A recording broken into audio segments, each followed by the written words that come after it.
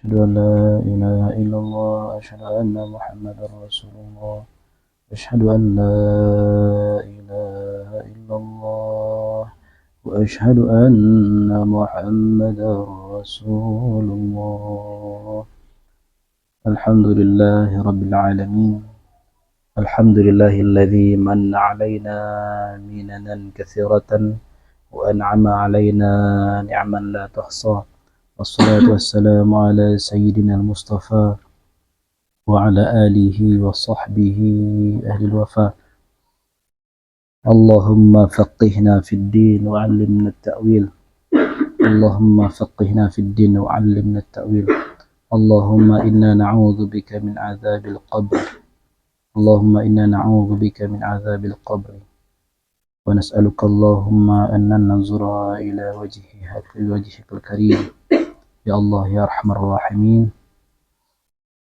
Sebelum kita membaca kitab ini, kita berikan Al-Fatihah terbaik kita kepada Nabi besar Nabi Muhammad Sallallahu Alaihi Wasallam dan juga para sahabat, para tabi'in dan para pewaris mereka. Dan tak lupa pula kita kirimkan Al-Fatihah untuk Imam Abdul Wahhab Asy'arani, penulis kitab Lataiful Minan ini. Al-Fatihah. أعوذ بالله من الشيطان الرجيم بسم الله الرحمن الرحيم الحمد لله رب العالمين الرحمن الرحيم مالك يوم الدين إياك نعبد وإياك نستعين اهدنا الصراط المستقيم صراط الذين أنعمت عليهم غير المغضوب عليهم ولا الضالين آمين يا رب العالمين. Tema kita kali ini lumayan horor ya. Satu sisi horor, satu sisi itu adalah kenikmatan. Membuat kita semakin bisa bermuhasabah ya. Sebelumnya Minang Kubro bab sebelumnya kita membahas tentang orang hasad. Kalau kita melihat orang lain hasad terhadap orang lainnya lagi, maka tugas kita tidaklah memanas-manasi, ya kan? Ada dua orang saling hasad nih, saling dengki. Kita lihat gejala-gejala dengki di antara dua orang, maka jangan kita berada pada salah satu pihak, tapi berpihaklah pada kebenaran, berpihaklah untuk mendamaikan keduanya. Ya. Karena kalau kita masuk kepada salah satu, maka kita pun ikut terbakar dalam kedengkian itu. Sekarang kita masuk kepada anugerah yang Allah berikan kepada Imam Abdul Wahhab Asy'arani, tentang beliau diberikan anugerah oleh Allah Subhanahu wa taala mengintip, bukan mengintip, diintipkan, diperlihatkan orang yang diberikan nikmat dan orang yang diberikan azab di kuburnya. Coba.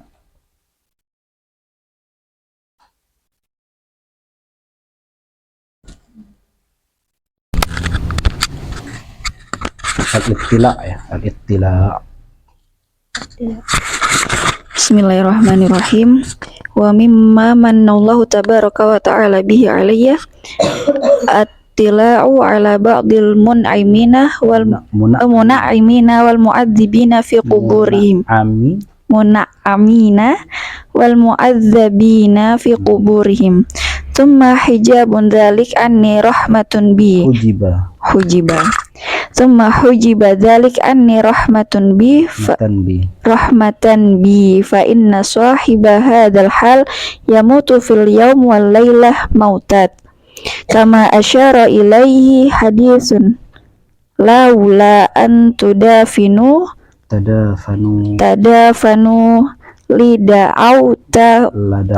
lada'autallahi ayasma'akum adzabal qabr lada'autullaha ayasma'akum adzabal qabr. Belum baca hadis nih. Laula an tadafanu lada'autullaha ayusmi'akum adzabal qabr. Laula an tadafanu laula an tadafanu la da'autullaha ayyusmi'akum adzabal qabri wa hadha amrun la yahsulu la yahsulu lil abdi illa ba'da ghalabati ruhaniyatihi ala jasmaniyatihi hatta yakuna ruhaniyina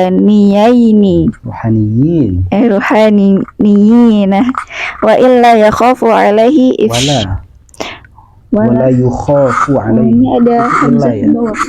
Itu tidak ada, itu bukan illa tapi la. Wala yakhafu alaihi wala yukhafu alaihi ifsya'ul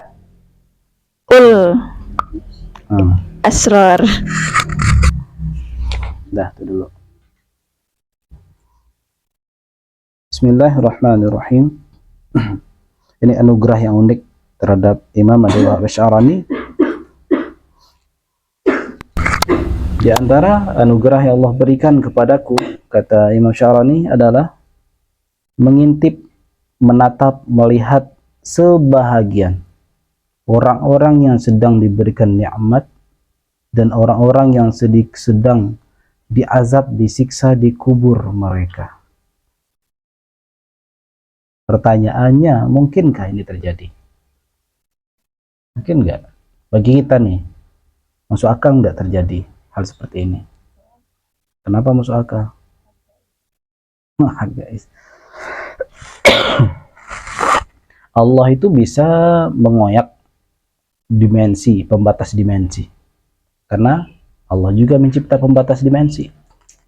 Pembatas dimensi alam kita ini dengan alam sebelah, Allah juga yang membatasi, dan Allah tidak terbatas oleh batas yang Dia bikin.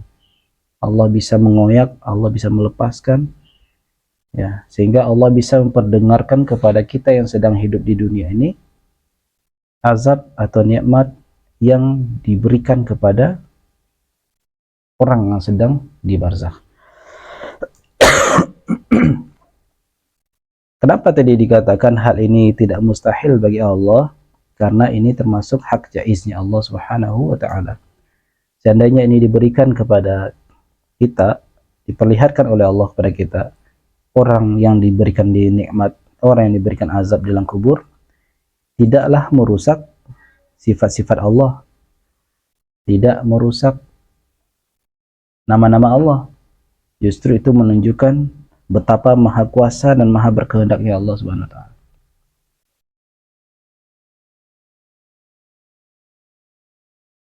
Ya, bagi Imam Asy'arani ini anugerah kepada beliau.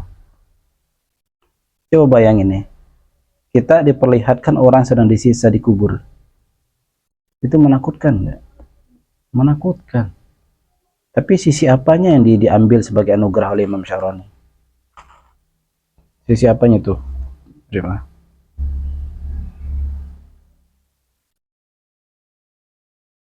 Banyak. Sisi Allah memperlihatkan kepada beliau betapa maha kuasanya beliau, Allah. Allah memperlihatkan kepada hamba-hambanya bahwa Allah itu maha kuasa. Kemudian kabar gembiranya juga bagi Imam Asy'arani, berarti Allah sedang mendominasikan sisi rohaniku sehingga bisa tembus ke alam itu. Jika ini mungkin terjadi pada Imam Asy'arani, pada masa Imam Asy'arani, bisa mungkin terjadi enggak kepada kita-kita? Bisa jadi yang di asrama ini suatu saat bisa mengalami hal ini. Dan ini ada latihannya. Ada latihannya. Dan di antara sahabat-sahabat kita sudah banyak yang melakukan hal seperti ini.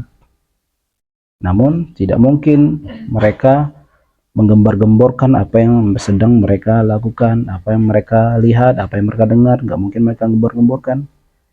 Jadi banyak orang yang lewat di pemakaman itu pusing. Kenapa pusing? Karena syok melihat, merasakan, diperlihatkan oleh Allah orang-orang yang sedang dikuburkan mendapatkan siksa dari Allah Subhanahu wa taala. Pusing gitu. Ada juga yang sampai mual-mual mata-mata. Ada juga orang yang dalam kondisi tidak mood, kurang mood, tiba-tiba dia ziarah atau melewati pemakaman, tiba-tiba dia gembira aja, mendadak gembira. Biasanya bisa mungkin saja Allah sedang memperlihatkan kepada orang ini al kubur yang sedang diberikan nikmat. Tiba-tiba berubah gembira mendadak. Nah, ada teman-teman begitu.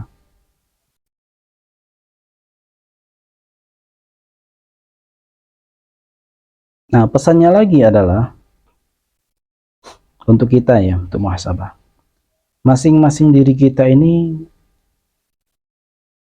Allah bisa untuk menunjukkan perspektif. Perspektif apa? Perspektif kita sebagai penduduk neraka atau perspektif kita sebagai penduduk surga. Allah bisa menciptakan visual itu. Dan itu bisa dinyatakan kedua-duanya. Nah, terkadang perspektif yang Allah ciptakan ini, visual yang Allah ciptakan ini, Allah perlihatkan ke dalam mimpi seseorang. Ada orang yang bermimpi, Allah berikan mimpi, dia diperlihatkan pada satu sisi, satu pojok di sebelah manapun dia melihat dalam mimpi itu, orang yang sedang disiksa, dikerangkeng oleh Allah Subhanahu wa taala, dia melihat orang itu. Didekatin terus. Oh, ternyata dia yang bermimpi ini. Akhirnya apa? Asbab mimpi ini, dia bertaubat, dia menjadi baik. Apa maksudnya?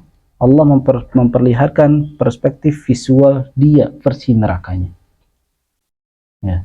Maka dalam kehidupan dunia ini kita tinggal pilih. Kita ingin menyatakan visual sisi nerakanya kita, atau ingin menyatakan visual sisi surgawi kita. Tinggal pilih. Kullun muyassarun lima khuliqalah. Itu hadis Rasulullah. Setiap orang itu akan dimudahkan hatinya berkhatir melakukan sesuatu yang akan mengarahkan dia kemanapun nanti final dia nanti di akhirat. Maka hati-hati sekarang ini. Kita dimudahkan kemana nih arah kolbu kita. Kenapa saya bilang kolbu? Karena zahir bisa menipu. Sehebat apapun ibadah kita, kita pasti kalah dibandingkan khawarij. Khawarij itu ibadahnya lebih mantap, lebih top. Seandainya ada Al-Quran itu 99 juz, khawarij bisa hafal. Kita 30 juz aja udah ngos-ngosan kan. 8 juz aja syarat lulus di Fakultas Dirus Alamiah udah ngos-ngosan kan. Ya. Mami dulu deh dari Suludin ya, enggak ada syarat gitu ya. 8 juz syarat di Darus Sunnah ngos-ngosan. Buru-buru 30 juz. Maka jarang ya hafal 30 juz kan. Seandainya Al-Quran itu ada 90 juz, 99 juz, 30 kali 3, 90 juz. Khawarij itu bisa hafal. Sholat, zahir orang bisa sholat. Tapi kolbu tidak akan bisa ditipu. Kemana kolbunya mudah mengarah, kolbu yang jelek kah, kolbu yang buruk, kolbu yang mudah suzon, kolbu yang mudah berprasangka, kolbu yang mudah dengki. Tiba-tiba kita dimudahkan aja tuh dengan karakter-karakter seperti itu. Hati-hati tuh. Kullun muyassarun lima khuliqalah. Kita akan dibikin mudah untuk menuju final kita seperti apa. Mumpung kita masih di dunia, maka gunakanlah ikhtiar itu sebaik-baiknya, mohon kepada Allah supaya diuluruskan, diistiqomahkan, ditunjuki jalan yang Allah ridhoi. Lisan itu kadang cerminan hati itu. Berkata-kata ya, menyinggung orang, menyakiti orang, itu kadang cerminan hati. Ya, hati-hati berkata-kata menyakiti orang. Kok begitu mudah ya saya berkata-kata kok sampai orang sakit. Kok begitu mudah ya saya bertindak sampai orang sakit. Hati-hati tuh. Ya, ditobati, dimuhasabahi. Mumpung kita masih belum divisualkan, sebelum dinyatakan visual perspektif kita surga atau neraka. Dua-duanya mungkin. Ya, dua-duanya mungkin.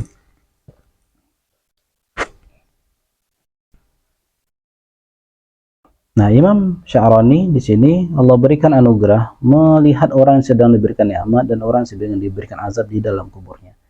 Di sini juga ada pesan bahwa Imam Sya'rani termasuk orang yang mengakui bahwa azab kubur itu ada. Sebab banyak ada sebuah paham yang tidak mengakui ada azab kubur. Nggak tahu Mu'tazilah, kayaknya Mu'tazilah juga tidak mengakui azab kubur itu. Nggak ada azab kubur katanya. Berarti Imam Sya'rani mengakui azab kubur itu ada. Jadi kembali lagi pertanyaan, apakah ini mungkin terjadi? Sangat mungkin terjadi. Tidak mesti dia seperti Imam Sya'rani. Berarti harus ulama dulu, ahli ijtihad dulu, orang yang hafal Al-Quran, orang hafal ratus ribuan hadis, orang yang ahli fikih dulu seperti ini. Nggak mesti. Kalau Allah mau ya jadi. Meskipun dia ibadahnya masih ngos-ngosan, ya itu bisa terjadi. Banyak kok teman-teman kita yang bisa begini. Banyak. Disuruh ziarah kubur, tadabur kubur, diajak tadabur kubur, duduklah di kuburan, di samping kuburan secara random. Kamu kuburan di situ, kamu kuburan sini.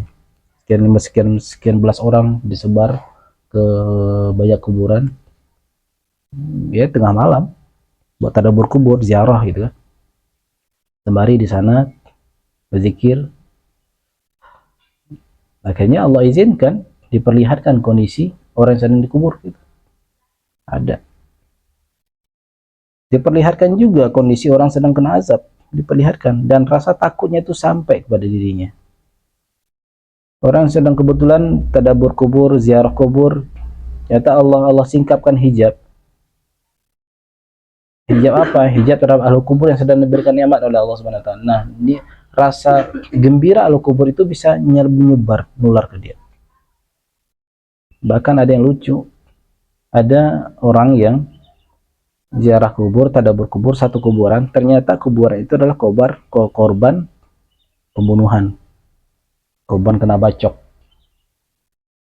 Setelah ziarah, apa yang terjadi? Sakit bacokannya itu pindah ke dia yang sedang ziarah. Itu pernah dialami. Belum ya sekitar 2 tahun lalu ada kita punya teman. Ternyata yang dimakamkan di situ adalah seorang perempuan yang kena bacok atau kena bunuh gitu. Jadi kena pinggangnya nih, tentang hatinya. Kena, dia mati disebabkan dibunuh itu. Nah, dia ziarahi. Pas selesai ziarah, balik dari makam itu dia udah gini-gini aja sakit. Padahal yang sakit kan waktu hidup masih almarhumah ini. Sakitnya pindah beliau.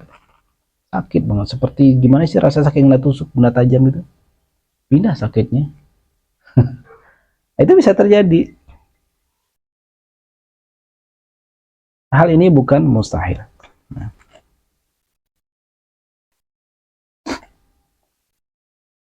Mau nggak seperti itu diperlihatkan seperti ini?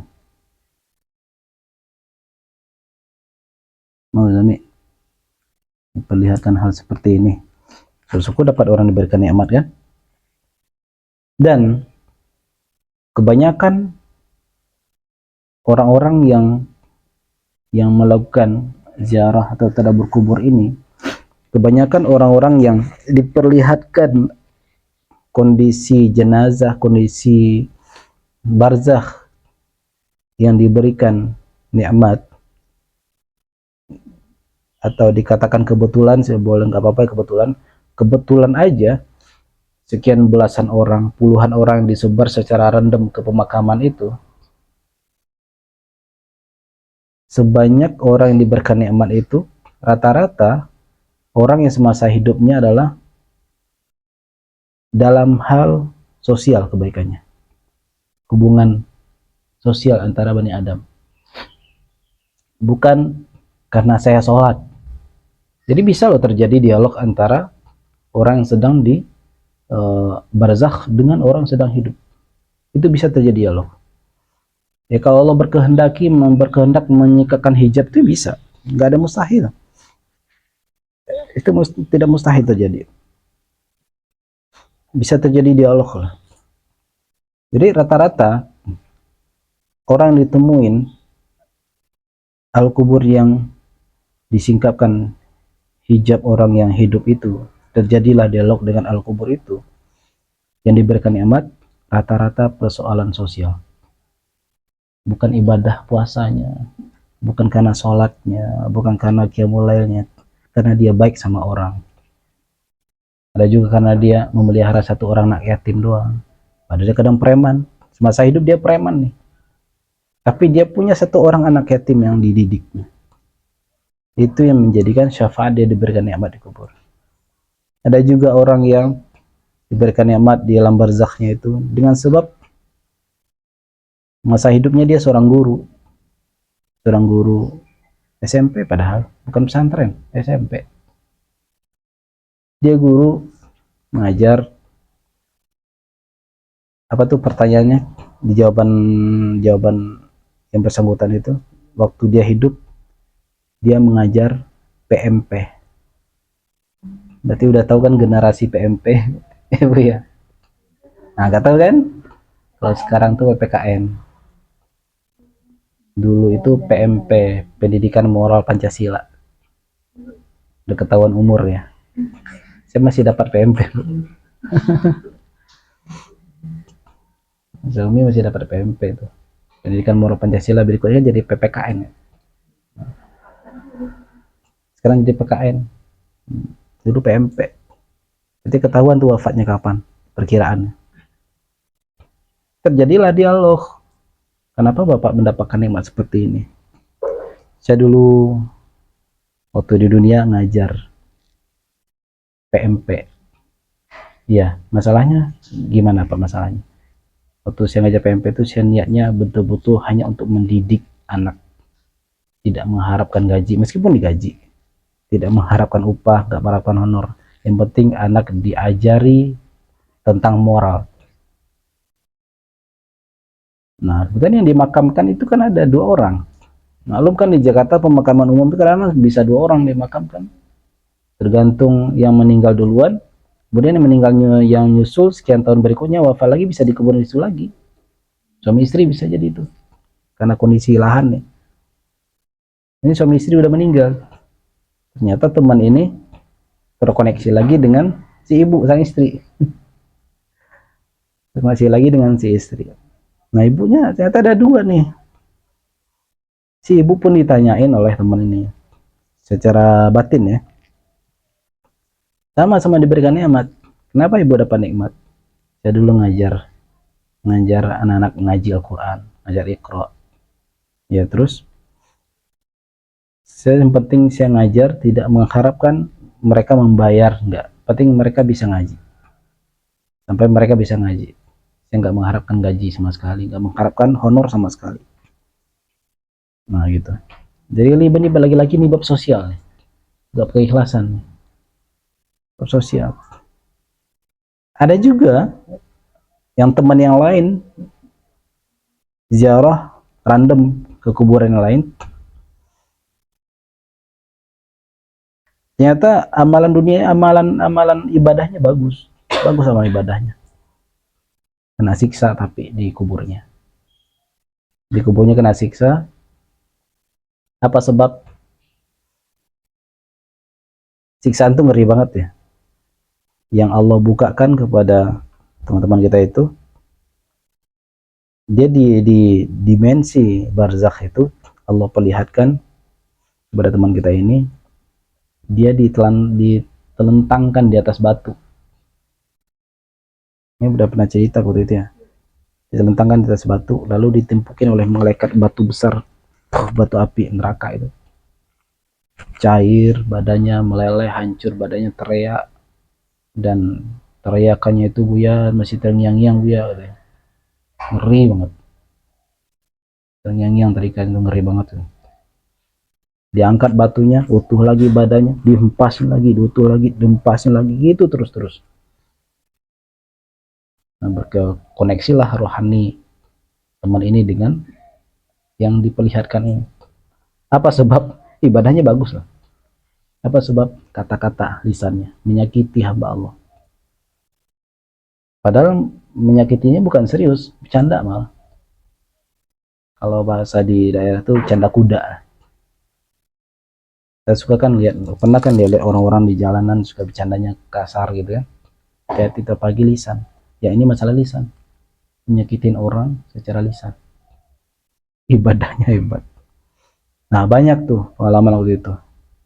Jadi inti kembali kepada kitab ini, hal seperti ini tidak mustahil, sangat mungkin terjadi, dan kebanyakan yang diperlihatkan biasanya Imam Syarani ini biasanya jenjang beliau itu diperlihatkan adalah dalam bab muamalat. Kita banyak tersandung gara-gara hubungan Bani Adam. Kalau ibadah kita kan urusan kita dengan Allah. Tapi kan Allah itu kan sangat adil sekali itu. Ya, Cak. Allah sangat adil sekali itu. Kalau urusan sama hambanya, itu Allah nggak main-main. Kita berurusan dengan hambanya, Allah nggak main-main. Allah tagih. Allah tagih tuh. Maka hati-hati, jaga lisan, ya, jaga sikap, jaga adab. Jangan sampai kita tersandung dalam bab itu. Nah, kemudian apa yang dialami Imam Syarani? Tsumma ujiba dzalika anni rahmatan bi. Nah, maka saya tanya, nyaman nggak seperti ini? Kalau awal-awal dapat mainan masih suka ngintip-ngintipin al-kubur kan, ziarah lihatnya, ini orang jangan malah sengaja lagi di kuburan orang non muslim kan, atau iseng-iseng ziarah ke makam orang-orang yang bukan awas wajah. Ziarah ke makam orang awas wajah, niatnya apa? Disiksa nggak tuh orang? Ya kan nggak bener gitu, nggak boleh. Nah, kalau awal-awal seperti ini itu nikmat banget, pengen jadi candu, ngintip-ngintipin orang, nggak boleh. Akhirnya Imam Syarani mengatakan, kemudian setelah itu aku dihijab, aku tidak diperlihatkan lagi oleh Allah hal seperti ini, rahmatan bi, karena sayangnya Allah kepadaku. Sebab kalau kita diperlihatkan seperti ini, sholat kelihatan, mau tidur kelihatan, kedengeran, atau nggak kapok tuh, nggak bisa, nggak beraktivitas kalau kita udah begini. Kalau diperlihatkan nikmat surga, nanti kita bisa berubah orientasi dari ibadahnya di dunia. Kalau kita diperlihatkan orang kena siksa mulu, ya bisa putus asa nantinya, udah nggak mikir berhubungan, bermuamalat lagi kan. Sujud aja kerjanya di rumah kan. Warungnya terbengkalai, tokonya tutup, pegawainya nggak digaji gara-gara diperlihatkan siksa mulu. Ya, udah nih ibadah aja lah gitu kan. Itulah masa sayangnya Allah, Allah tutupin itu. Bahkan orang diberikan nikmat di kubur pun Allah tutupin, supaya apa? Supaya kita nggak euforia nantinya. Akhirnya Allah tutup kepada Imam Syarani supaya kita bisa lebih fokus lagi, kita masih di dunia loh, masih banyak tugas-tugas harus dilakukan. Ya. Tapi sebagai pengetahuan kita perlu tahu, ya, sebagai pengetahuan ya. Meskipun kita tidak diperlihatkan misalnya, untuk pengetahuan perlu tahu. Nggak bakalan sempat main HP kalau diperlihatkan seperti ini. Fa inna sahiba hadzal hali yamutu fil yaumi wal lailati mautat. Karena orang yang mengalami hal seperti ini disingkapkan mata batinnya melihat orang sedang diberikan nikmat, orang yang sedang mengalami siksaan. Nah, orang seperti ini yang dibukakan mata batinnya itu dalam sehari satu malam itu mengalami banyak kali kematian. Dia zahirnya hidup nih, tapi sejatinya Allah perjalankan rohaninya ke kondisi barzakh. Maka disebutlah orang itu mati setiap saat. Jadi perjalanan rohani seorang ke barzakh itu dianggap mati. Dan tidur adalah saudaranya kematian. Kenapa tidur itu kita bisa mimpi gitu kan? Mimpi itu kan perjalanan sebetulnya. Nah, sebetulnya tidur itu adalah saudaranya mati. An-naumu akhul maut gitu dalam riwayatnya. Tidur itu bukan naumi ya, an-naumu. An-naumu akhul mauti. Tidur adalah saudaranya kematian. Membukti nggak itu tidur saudara kematian? Coba aja ledekin orang lagi tidur, ledekin. Dicibirin orang lagi tidur, dicimburutin orang lagi tidur. Diam aja kan dia. Malah yang ledekin ini dikira gila itu. Nah, fa inna sahiba hadzal hali yamutu fil yawmi wal layli mautat. Kama asyara ilaihi hadits laula an tadafanu. Asal kalimatnya adalah laula an tatadafanu la da'awtullaha an yusmi'akum adzabal qabri. Apa laula an tatadafanu ini? Kalaulah bukan karena kalian itu, apa maknanya? Kalau dafnun itu adalah kubur, bukan kuburan ya. Alhamdulillah. La da'autullaha yusmi'akum adzabal qabri. Aku akan memohon kepada Allah untuk memperdengarkan azab kubur kepada kalian. Berarti mungkin kan? Gak mungkin Rasulullah tuh menawarkan doa sesuatu yang mustahil. Berarti mungkin ini terjadi. Wa hadza amrun la yasulu lil 'abdi illa ba'da ghalabati ruhaniyatihi 'ala jismaniyatihi. Hal seperti ini bisa diperlihatkan orang sedang diberikan nikmat barzakh dan orang yang sedang ditimpakan azab kubur. Orang yang diperlihatkan seperti ini itu hanya terjadi bagi seorang hamba yang rohaninya telah mendominasi jasadnya, ya, yang telah mendominasi jasad. Karena rohani itu lintas dimensi. Di rohani itu tidak ada urusan antara dunia alam nyata ini dengan barzakh, tidak ada urusan tuh. Sebagaimana rohani itu bisa tembus ke barzakh, rohani pun bisa tembus kepada surga dan neraka. Bisa loh rohani kita ini Allah perjalankan ke surga. Bisa rohani ini Allah perjalankan ke neraka. Saat ini juga rohani ini juga bisa Allah perjalankan ke siratul mustaqim itu. Sehingga dia bisa mendeskripsikan jembatan itu kayak gimana sih? Jembatan siratul mustaqim itu sebenarnya bentuknya gimana? Tidak seperti yang digambarkan zahir Al-Qur'an ya. Al-Qur'an pun tidak menjelaskan kan bagaimana di hadis. Di hadis. Ternyata perjalanan rohani orang yang diperjalankan kan kepada siratul mustaqim itu, dia bisa mendeskripsikan jembatan neraka itu seperti apa. Ya. Dalam keadaan sadar atau Ya sadar. Sadar. Hatta yakuna karruhaniyin. Sampai dia itu seperti ruhaniyin, kaum ruhaniyin. Apa ruhaniyin? Ya bani ruh. Ini bahasa beliau nih. Bani ruh atau ruhaniyun. Orang yang ruhaninya lebih mendominasi jiwanya. Orang yang ruhaninya lebih mendominasi jasadnya. Berarti bisa ya, orang yang zahirnya jasadnya bangkai seperti ini, tapi dalamnya unsur rohaninya lebih dominan, unsur malaikatnya lebih dominan. Ya bisa. Jadi pernah kita sampaikan bahwa jasad basyariah kita ini lintas dimensi. Dia bisa menjadi wadah sisi kebinatangan. Mas Syarani juga pernah bilang, ada orang, intinya begini, basyariah kita, zahir kita ini bisa menjadi sarang berbagai macam karakter makhluk. Ada orang zahirnya manusia, tapi dalamnya itu adalah hewan buas. Ada orang yang zahirnya manusia, tapi dalamnya itu adalah hewan ternak. Ada orang yang zahirnya manusia, tapi dalamnya syaitan. Ada orang yang dalamnya manusia, tapi zahirnya manusia biasa, batinnya ya sekedar Bani Adam aja, manusia biasa, sandar aja. Ada orang yang zahirnya manusia, tapi dalamnya adalah sisi kemalaikatan. Ada orang yang zahirnya manusia, tapi dalamnya adalah ruhani, kewalayahan gitu. Biasanya wali-wali Allah seperti itu.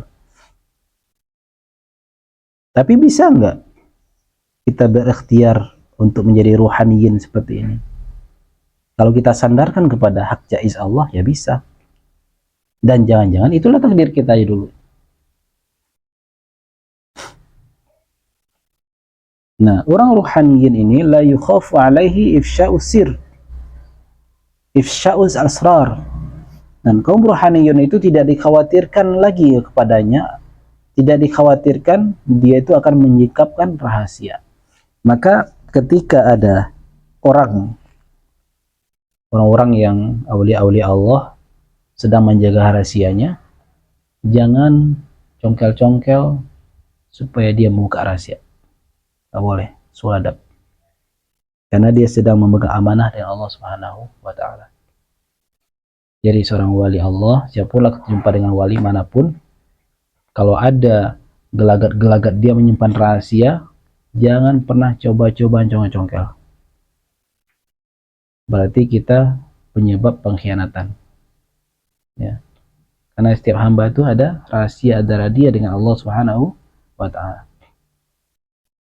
Apalagi kalau kepo-kepo. Ya. Kepo itu aslinya panjangnya apa sih? Kepo itu?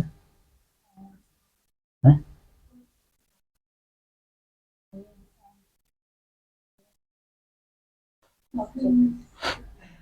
Ternyata singkatan ya. Jadi kalau ada orang sedang nyimpan rahasia, hargai rahasia dia. Nah, nggak perlu deh rahasia-rahasia bab rohani ini, rahasia dia sesama bermuamalah sama Bani Adam aja. Jangan bongkar rahasia orang. Gitu. Kalau dia sedang menyimpan rahasia, hargai rahasia yang sedang dia simpan. Jangan kita pengen kepo-kepoin gitu, Cak. Ya, Cak. Ngantuk aja ya.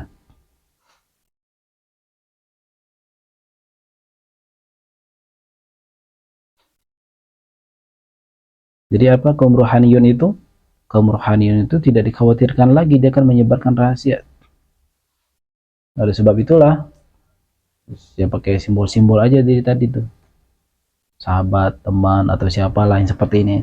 Dan di belahan bumi manapun ada orang yang berikan hak seperti ini. Tidak hanya Imam Syarani aja. Dulu Rasulullah SAW pernah kan ngomong ke Abu Jahal pas sudah dikubur atau pas Abu Jahal mati. Kalian udah lihat kan? Kamu udah lihat kan apa yang kamu janji Allah janjikan kepada kalian? Mungkin gak Rasulullah ngomong pada orang nggak bisa jawab? Masa Rasulullah ngomong ke orang yang nggak jawab? Berarti Abu Jahal di alam barzakh itu jawab kan? Jawab. Berimanlah di alam barzakh. Tapi apa-apa daya nggak ada gunanya lagi.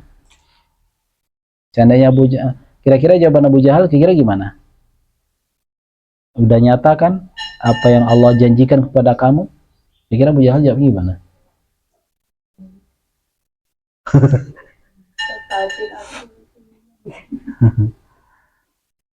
Abu Jahal pasti menjawab di bazar, betul engkau ya Rasulullah gitu kan. Ya tapi gimana? Ya udah telat. Udah mati baru sadar, baru tahu kan Rasulullah. Jadi banyak orang itu menyadari siapa yang ada di dekatnya, menyadari siapa yang di depannya ketika dia telah wafat. Bahkan uniknya ada orang tua yang wafat baru sadar hakikat anaknya siapa ketika orang tuanya udah wafat. Karena udah melihat kewalian anaknya.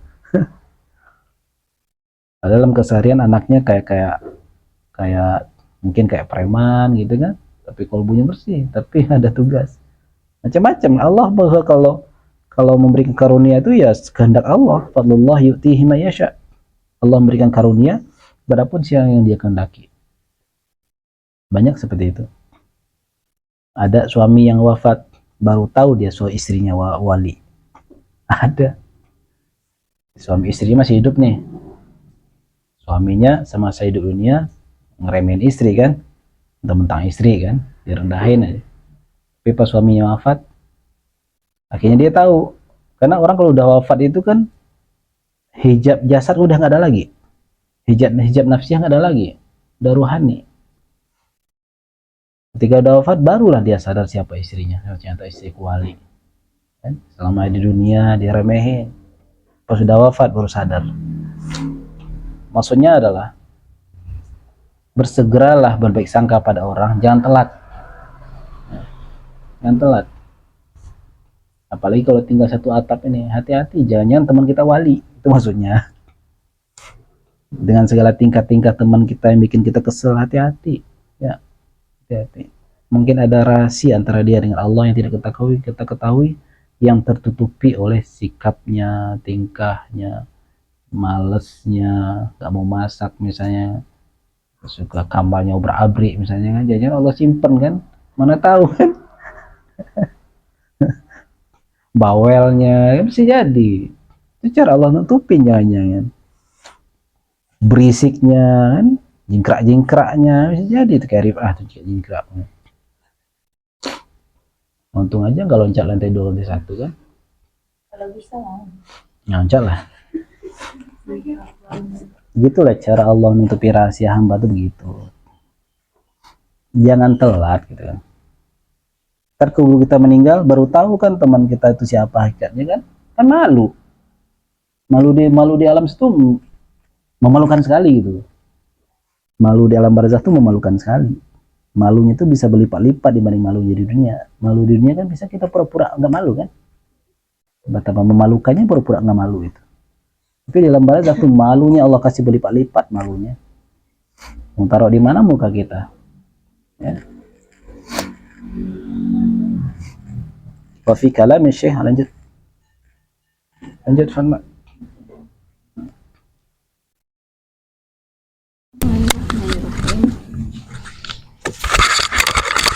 Wa fi kalami Syekh Abdul Qadir Al-Jili radhiyallahu taala anhu. Itu pakai ta ya? Iya. Iya, betul ya. Sebab ahadun di situ. La yatma ahadun. Oh, anta dukhula di situ. Oh, bolehlah.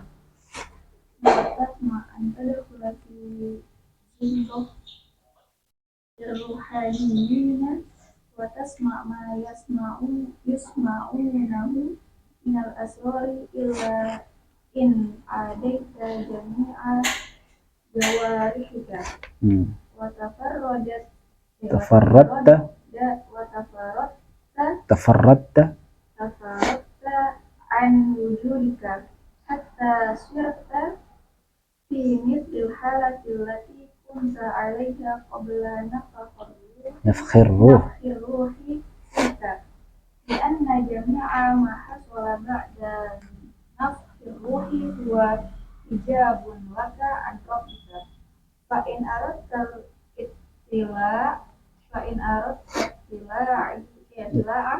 alama zakarnahu Tajarrad hatta taswiro ruhan munfaridah sirras sirri wa wa ghaibal ghaibi. ghaibal Ghaibal ghaibi. walhamdulillahi rabbil alamin. Nah, beliau ngasih rumus ini. Nah, tadi saya sampaikan apa? Bisa nggak kita ambil ikhtiar menjadi kaum ruhaniyun? Itu jawabannya. Ini sebagus-bagusnya cetakan Darut Taqwa, ternyata lebih bagus yang cetakan lebih benar yang teks yang tadi itu. Sebab di belakangnya apa? Illa in adaita. Nah, pas adaitanya udah benar di sini. Jawarihika wa tafarradta an wujudika Berarti la tatma di sini tuh.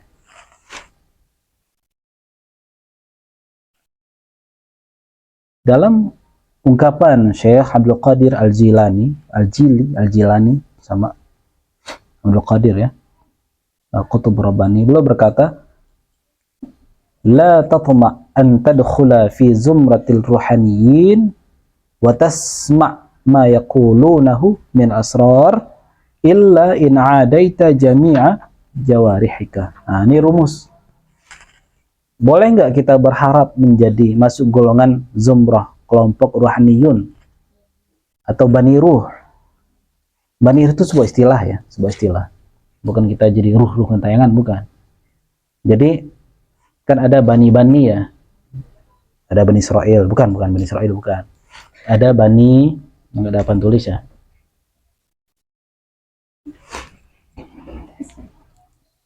Tasbih. Ada Bani Jamadat, Bani Jamad. Ada Bani Jamad, batu, tanah, apa lagi tuh, planet. Kemudian ada Bani Nabat, tumbuhan. Bani Nabat, tumbuhan. Kemudian ada Bani Hayawan, atau binatang-binatang, baik darat, laut maupun udara. Ada Bani Syaitan, Bani Jin. Bani Jin, Bani Syaitan. Baru Bani Adam. Bani Adam. Di atas Bani Adam, Bani Malak, Bani Malaika. Berapa? Di atas Bani Malaika, Bani Ruh. Ruhaniyun itu. Kemudian di atasnya Bani Ruh ada Bani Anwar, para nabi itu. Nah, itu doang tuh. Berapa tuh? 8. Nah, berarti Bani Adam berapa tadi itu? Kelima. Bani Adam yang kelima.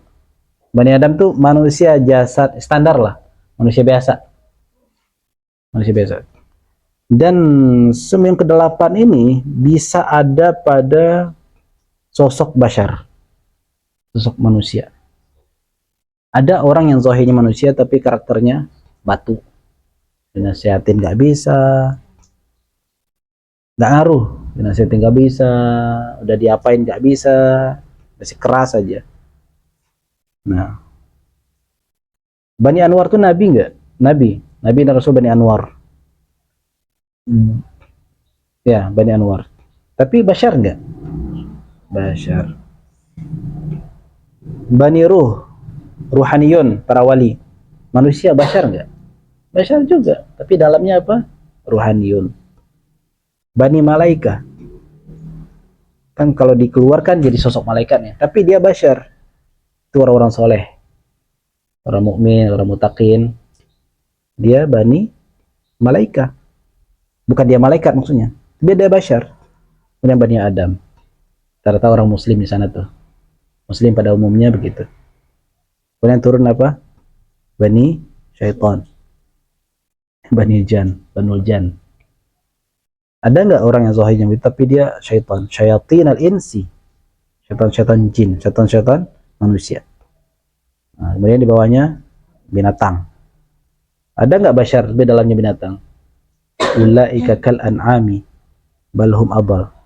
Mereka adalah seperti hewan ternak. Seperti hewan ternak. Balhum adal. Bahkan mereka lebih parah lagi. Gimana cara makna lebih parah ini? Kalau tadi seperti, hilangkan sepertinya. Mereka bukan ternak, tapi dia manusia. Ya. Kebayang kan? Nah, di ruhaniyun ini bisa nggak kita ikhtiarkan, kita mohon kepada Allah? Bisa, ikhtiarnya bisa ya, tapi hasilnya Allah yang mau. Pantas nggak kita? Janganlah sekali-kali engkau berharap atau ingin masuk kepada kelompok Bani Ruh atau kaum ruhaniyun dan mendengarkan rahasia-rahasia mereka dialogkan di alam mereka, asor-asor kemakrifatan mereka, Di alam Jabarut kah? Di alam Malakut kah? Dialog-dialog mereka? Di alam dunia kah? Mereka sedang berdiskusi secara rohani satu sama lain? Illa, kalau mau, syaratnya adaita jami'a jawarihika. Engkau harus siap, mampu kontra terhadap kehendak fisikmu. Kehendak fisik apa? Makan banyak, tidur mulu. Ya, tidur mulu, makan banyak, makan, minum. Maka melatihnya satu ikhtiarnya apa? Puasa. Terus ngurangi tidur. Latihan begadang pada hal yang bermanfaat. Ya. Itu kehendak tubuh apa? Ya, dia coba merefresh ulang. Ya, apalagi tidur lagi ngaji. Parah banget tuh. Nggak boleh tuh. Ya. Kalau pengen jadi Bani Ruh, kurangi kehendak fisik kita. Kehendak fisik pengen tidur mulu tuh. Ya, kalau kita manusia itu pengen mengikuti hasrat ingin tidurnya 24 jam dia nggak bangun-bangun tuh bisa. Karena ketika kita bangun tidur itu kan sebetulnya masih membawa ngantuk kan. Bangun tidur itu masih membawa ngantuk. Nah, ngantuk yang sisa itu kita buat tidur lagi bisa loh. Bangun yang kedua. Itu masih membawa sisa-sisa ngantuk. Nah, sisa ngantuk itu dipakai buat pemantik supaya tidur lagi itu bisa. Bisa nyambung lagi tidurnya. Selama 24 jam nggak bangun bisa loh. Kalau diperturutkan. Itu hijab jasad kita. Apalagi jawarih, dia pengen rehat aja, malas ibadah, malas duduk zikir, malas wiridan. Itu syaratnya. Banyak lagi sebelumnya.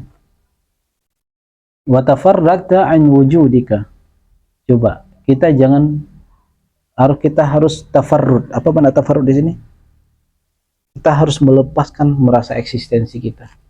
Maksudnya di sini adalah kita jauhkan, mentarbiyahi nafsiyah kita. Nafsiyah itu banyak masalahnya kan? Terkadang penyakit nafsiyah itu terkubur dalam hati kita. Tapi kapan dia keluar? Ketika digoyang, ketika disinggung, ketika disindir, ketika melihat ada orang memiliki kelebihan, baru muncul terasa, kok ada nggak enaknya. Kita nggak tahu selama ini dalam diri kita misalnya ada hasad. Alhamdulillah saya nyaman-nyaman aja, nggak ada masalah kok. Tapi tiba-tiba Allah munculkan orang lebih baik dari kita. Bahkan orang yang selama ini kita anggap junior misalnya kan. Kan hijab-hijab junioritas, senioritas begitu tuh. Allah munculkan. Terus kita hasad. Oh berarti itu selama ini terkubur, kita nggak sadari. Jadi Allah ciptakan sesuatu supaya kita paham penyakit apa yang sedang kita pendam dalam diri. Nah banyak tuh masalah. Jadi semua kejadian Allah bikinkan pada kita itu adalah untuk kita mengetahui masalah apa yang ada dalam diri kita. Nah itu tafarraq an wujudika. Ya bersyukurlah kalau kita mengalami hal-hal nggak mengenakan. Ambil sisi yang nggak mengenakan itu untuk kita muhasabahi. Jangan cari kambing hitam. Jangan cari orang untuk disalah-salahkan. Ya. Itu muhasabah diri aja kalau ingin jadi ruhaniyin atau Bani Ruh. Jangan terburu-buru menyimpulkan, jangan terburu-buru kita berkata-kata, bersikap sebelum kita tumakninah dulu. Tenang dulu. Ya. Karena karakter rohani itu tenang. Jadi gampang kok mendeteksi saya ini Bani Nar, Bani Api kah? Atau Bani apa? Bani Rohani? Gampang deteksinya. Gampang tersulut emosi. Bani Nar. Itu bisa dipadamkan. Gampang marah. Ya kalau tiba di binatang itu masuk karakter hewan sibaiyah, pengen menerkam. Pokoknya emosi aja. Tak makan, berarti dalamnya karakter bahimiyah gitu. Tafarraqta an wujudika. Bahkan sampai pada puncak bahwa tidak ada yang wujud pada hakiki secara hakiki kecuali hanya Allah Subhanahu wa taala. Hatta sirta fi mithli al-halati allati kunta 'alayha qabla nafkhi ar-ruh fika. Sampai ketika kita diberikan anugerah untuk mengikuti langkah-langkah ini, kita harus berseberangan dengan kehendak jasad yang cenderung membawa kita malas, dan kita harus bisa menghilangkan sisi eksistensi ego kita, sampai-sampai nanti kita seperti mengalami kondisi sebelum ruh ditiupkan, saking murninya. Lianna jami'a ma hassala ba'da nafkhir ruh huwa hijabun laka an rabbik. Karena semua yang terjadi setelah ruh ditugaskan mendampingi jasad kita di dunia ini nih, itu akan otomatis menjadi hijab kita. Masuk rohani ke diri kita, akhirnya semuanya akan menjadi hijab kita. Fisik kita jadi hijab. Belum lagi hijab sifat kita, belum lagi hijab karakter kita, belum lagi hijab karakter sifat-sifat kemaksiatan kita. Nah, semuanya akan jadi hijab. Apalagi nanti berhadapan dengan hijab cahaya, makin berat lagi. Orang gampang terkecoh dalam hijab cahaya. Fa in aradta al-itla, jika engkau ingin menatap kepada apa yang kami sebutkan di atas. Menatap apa nih? Menatap, mengintip orang yang sedang diberikan azab, mengintip orang yang sedang diberikan nikmat. Dan bukan itu, ini penting saya ingin garis bawahi, bukan itu penting. Menatap perbuatan Allah secara nyata, menatap sifat Allah secara nyata. Ketika kita melihat alam itu, yang otomatis yang kita pandang adalah keindahan perbuatan Allah. Itu lebih penting. Lagi pula buat ngintip-ngintip orang-orang sedang diberikan siksa di kubur, buat apa juga kan? Maka wali-wali Allah itu rata-rata mereka bisa mengalami hal seperti ini, mengintip orang di alam barzakh, mengintip orang di alam barzakh sedang diberikan nikmat atau sedang diberikan azab, itu pasti mengalami hal seperti itu. Tapi mereka dihijab lagi oleh Allah. Hanya sekedar Allah ingin menunjukkan bahwa Dia Maha Kuasa, atau hanya sekedar untuk muhasabah. Benar loh ini ada, nggak bakal selamanya ya. Nah, jika kamu ingin seperti di atas, maka lakukanlah tip-tip tadi, sehingga hatta tasira ruhan munfaridatan, sehingga engkau betul-betul menjadi orang bani ruh sejati. Sirrus sir, yang menyimpan rahasia dari segala rahasia, yang menyimpan sisi kegaiban dari segala kegaiban. Walhamdulillahirabbil alamin. Jadi bukan melihat orang diberikan nikmat, berikan azab, itu yang lebih penting, tapi melihat kekuasaan Allah secara nyata. Selama ini kita melihat alam ini kan secara logika aja. Oh, ini ciptaan Allah, ini kalau saking rapinya berarti Allah Maha Kuasa, itu kan logika. Tapi kalau ada ruhani melihat, dia melihat sesuatu kayak udah nggak bisa dibayangkan deh, nggak bisa dibahasakan. Teralamin aja lah sendiri ya. Nggak bisa diterangkan lah gimana perbuatan, karena perbuatan Allah itu tidak ada bagaimana, sifat Allah itu tidak ada bagaimana, nama Allah pun tanpa bagaimana, bila kaif. Jadi menceritakannya juga nggak bisa, menceritakannya bila kaif juga. Bila kaif bahasa Inggrisnya apa? With know how gitu. With know how, tanpa bagaimana gitu. Unvisualable, tanpa dapat divisualkan ya. Nah, yang terpenting adalah kita menatap nih, di dalam ini sedang kena azab, sedang kena nikmat nih, tetap ke dalam aja, nggak saja jauh lah orang yang dikubur sedang diberikan nikmat, sedang diberi azab. Lihat aja, hakikatnya ruhani kita tersiksa nggak oleh tingkah kita. Rohani kita sedang terkubur, dia sedang tersiksa nggak oleh tingkah kita. Itu aja udah cukup, nggak usah lihat orang sedang dikubur. Di dalam kita juga sesuatu yang sedang dikubur soalnya. Wallahu ta'ala a'lam. Allahumma faqihna fid din wa 'allimna ta'wil. Allahumma ij'alna minal ruhaniyin. Allahumma ij'alna min ibadikas salihin. Allahumma ij'alna minal muwahhidin. Allahumma ij'alna mimman syafa'alahum nabiyuka Muhammadun sallallahu alaihi wasallam. Allahumma a'inna ala dzikrika wa syukrika wa husni ibadatik. Allahumma ya muqallibal qulub tsabbit qulubana ala dinika wa ta'atik. Wassallallahu ala sayyidina Muhammadin wa ala alihi washabihi wasallam. Subhana rabbika rabbil izzati amma yasifun. Wassalamun ala mursalin walhamdulillahi rabbil alamin. Wassalamualaikum warahmatullahi wabarakatuh.